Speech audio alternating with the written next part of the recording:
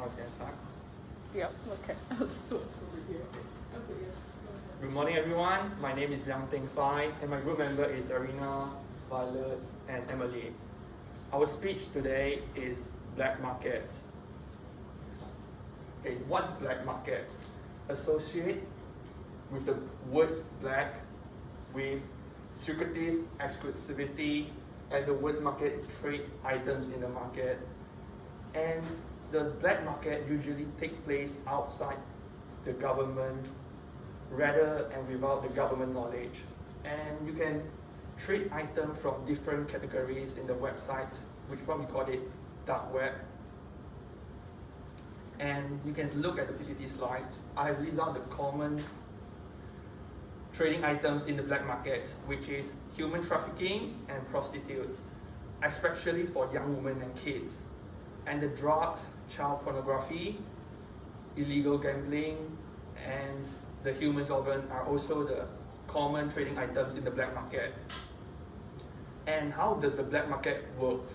Traditionally, the black market conducted with cash, which they would like to avoid using the paper trail. And nowadays, the black market conducted with digital currency such as Bitcoin and cryptocurrency.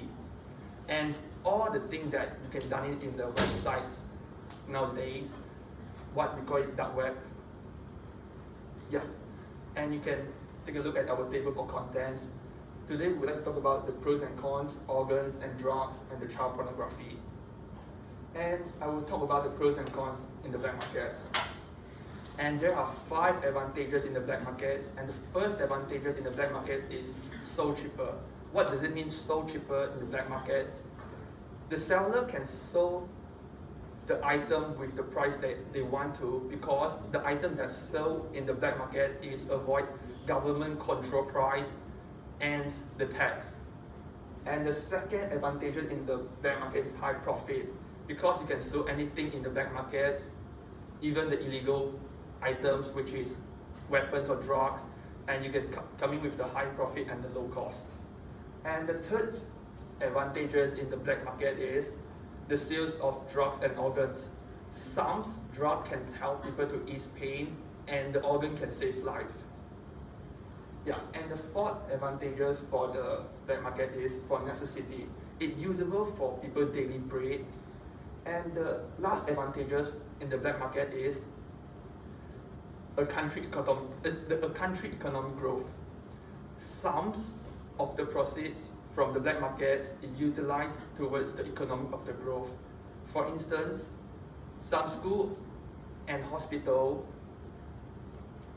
is built from money from black markets. Next, and I would like to talk about the disadvantages in the black market. It results in misfortune, especially for the young women. Young women be trading as a prostitute. They have been living and working in the country as a prostitute. And the second disadvantages in the black market is criminal activity increase. The gang fights for the resources or goods with the weapons. It easily risks high to hurt someone else around. And the last disadvantages of the black market is help terrorist plans attacks. You can buy the national security information from the black market. Even you can hire a terrorist help you to attack a country or kill someone that you want to. Yeah, and I finished my speech for the pros and cons. And this is a source that we just find from the black markets. And now Emily will talk about the organs. Hi everyone, I'll be talking about the organ trading in the black market. Okay, so a little bit of intro. This topic is actually discussed lesser among humans. The trafficking of sex and labor is more commonly discussed, and it is also very common among public leaders and campaign awareness to do this. And organ trafficking is actually the trading of human organs which occurs outside of the national medical system. it actually holds a very critical position. Why? It has very high demand and very low law and enforcement, which means that the crime can easily happen with very minimal law so they can easily do this crime. Yes, and both donors and recipients will face a health risk because the organs going in and out of the body did not go through a proper health screening, and so they may face death in the future. We'll talk about money laundering. So approximately around 840 million to 1.7 million is being generated, and the AML professionals, which are the anti-money laundering people, and law cannot detect where the money goes and what do they do with it. And this also involved in other illegal activities, which includes bribing, corruption, and also exploiting victims to work for them. The GFI, which is the Global Financial Integrity, estimates over 10% of organ transplant includes lungs, heart, and liver. The WHO, which is the World Health Organization, says that around 10,000 kidneys alone are being traded every year in the black market, and the average wait time for an organ is around 3.5 years compared to the medical center, which can go up to 5 years. So the insights of it, how do they transplant? They can do it in major hospitals, but commonly makeshift operation rooms in houses are used. Let's talk about Iran. Iran is the only country in the world to legalize buying and selling of organs. But if you think that you want to go to Iran to get an organ transplant, no, you can't do that because there are laws that restrict citizens from a country to go to another country to get a transplant. And the donors, they may have also been in other forms of human trafficking. So the kidney and liver has the highest demand in the black market. So countries with the highest organ traffickers are China, Pakistan, India, Philippines, Israel, Brazil, Nepal, Iran, and Kosovo. So China has the highest rate of organ traffickers in the world. It first started in the early 1990s. The victims are executed prisoners which are not owned by their family, and the government told the professional medical to keep this practice a secret, so it's very secretive. And the organ traffickers, so they are also involved in other forms of human trafficking. They have the most important position in the entire operation, which are the middlemen. They coordinate all the illegal activities from getting the organ to transplanting them inside. And also, lastly, the World Organization will come together, everyone will come together, and they will work together to make a more creative plan. And this plan includes the desperate clients, the kidnapped donors, and also they hire medical professionals to do it. Thank you.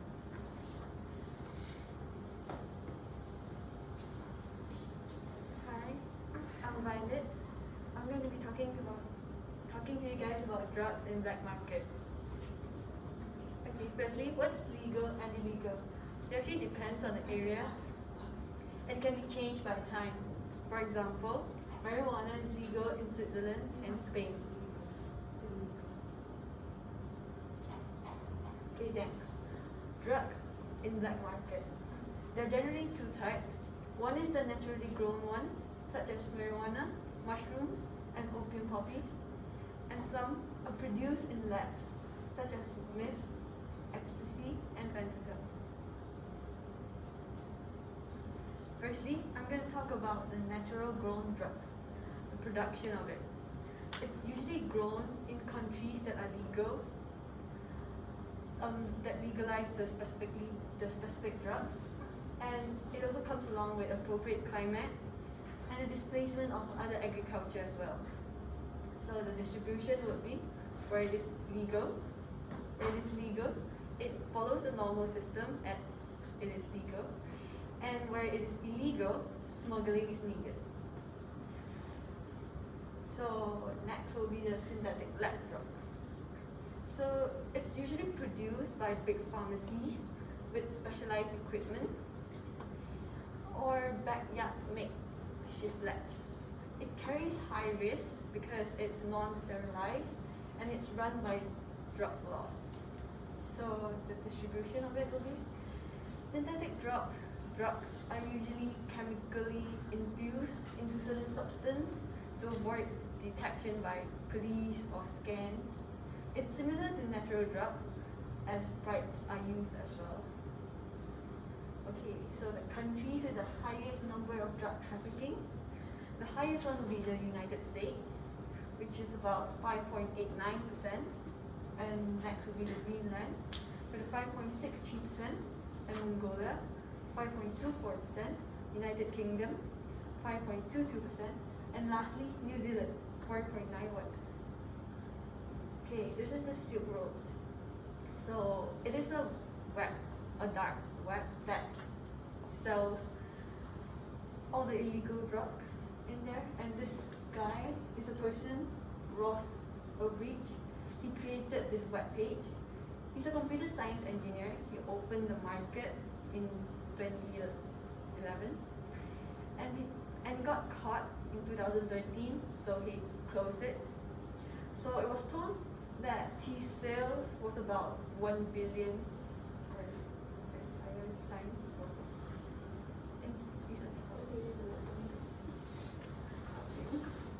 So last topic is by me, Erwina, and it's about child pornography and the security of these websites to basically not get caught by the police.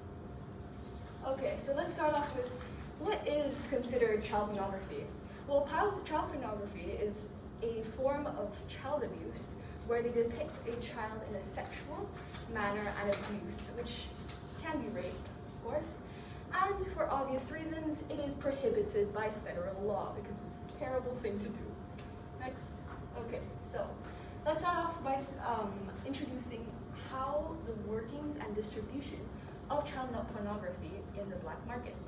So they are normally, as said by Teng Fan Violet, distributed on a dark net, which is a website where basically it encodes your internet trail. Therefore, people who actually use these websites for illegal substances or use can actually use it without fear of getting caught by the police, thus persecution. An example of these websites are 12p, Freenet, and Tor, all accessible to everyone here very easily. Next. Okay, so the website I want to get more into is the more famous one named the Tor Project. You can actually download this as an extension on your Google, on anywhere basically, and just ignoring these parts, but it is basically an open source network, means it's not connected to a specific router and thus cannot be tracked by anyone. And it offers anonymity, which a lot of people nowadays are very into, since the growing of internet means less privacy for each human individual. Next, okay. So this is a big conundrum to the Tor project, like people who have made the website. Not only is their website used for privacy, but it is also used for very controversial topics such as child pornography, drugs, and the trading of illegal items. So this is the creator, his name is Roger Dingeldine, and he's the one that basically made Tor. Next. Okay, so the accessibility to illegal trade, this includes something very important called onion services. What are onion services? Well, they basically encrypt. They are the ones encrypting your information, kind of like a VPN. Everyone here has used a VPN, right? And Tor is, of course, as I said, very easily accessible, and many public apps that we use nowadays, such as Google, CIA, Pornhub, New York Times, and the BBC, all available on the website. And of course, there are some kind of sketchy stuff that also exists there, which is the Hidden Wiki, which basically lists all creepy addresses to websites which may or may not contain illegal trades. Okay, so what I want to talk about today is Welcome to Video. This is a very famous child pornography sharing website who is made by an unexpected South Korean called sorry if I mispronounce this, but John Woo Son, and he was actually 24 after making around 400 million won worth in US, like in won, of crypto. And this was given by the 4,000 members contributing, the proud contributors of the website, and he sold 3,000 worth of child porn. When I say child porn, I mean these were fresh child porn, like people who went to the website made these videos themselves. And shockingly, he was just freed after 18 months in prison. So I mean, Korea is quite not very strict about child protective laws. Next. So let's go more into Welcome to Video. It was operating from June 2015, and it stopped in 2018 of March. And users here would trade in Bitcoin, which is non-regulated. Next slide. Okay. Oh yeah, and also the number one rule of the website was do not upload adult porn. So it was definitely illegal and was only trading child porn. Okay, so how many people were actually using this website? Well, a shocking 1,280,000 people were actually having access to around the 30,000 basically tons of video depicting various forms of child abuse, which may include rape, undressing a child without their consent, of course, or just creepy videos of like going under their skirts or something. Okay, so the use of Bitcoin, which I repeatedly said cryptocurrency is basically decentralized. You are not connected to a bank, you're not connected to a government. Not only this, but to open your own e-wallet, you don't even need to use your IC or your passport or anything that like can be tracked to you. So it is perfect for the black market trade. Next. Okay, so the use of Tor, going back to this, not to say that these websites are like creepy and they just promote illegal trades, but a study shows that 98% of Tor is actually used for privacy, and only 2% are actually accessing onion services, also known as illicit services with crypted website URLs. Okay, and around 80% of this 2% is seen to have actually used onion services for illicit activities, such as abuse images and videos. Okay, so let's talk about the exchange. As I said before, we use digital currency. There are many forms of it, and there's also a point system that is put in place in this website, which is actually earned by referring new people to the website or uploading fresh child porn. So child porn that you've made yourself that is not taken by anyone. Okay, and of course we have VIP accounts for those creeps who just want a free-for-all buffet of child pornography. Of course this will cost extra, and some people generally work and use that worked money for a VIP account. Okay, so finally, what do we do with these child pedophiles, or like these people who pry on children? Well, honestly, I think that there's something wrong with their brain. Like, they have an issue where they just unconsciously sexualize kids, which is, it's not their choice to want to sexualize kids. So I would say a form of re-education is heavily needed, and to encourage counseling and encourage treatment. Also, controlling urges. This is very important, since they need to avoid stimuli and the access to these type of websites which offer them stimuli to children, and thus encouraging their urges, which may lead to them actually performing the acts that he sees online. Okay, next. Okay, thank you for listening to our presentation. This has been Tank 5 Violet and Emily, and me, Erwina, and thank you for your time.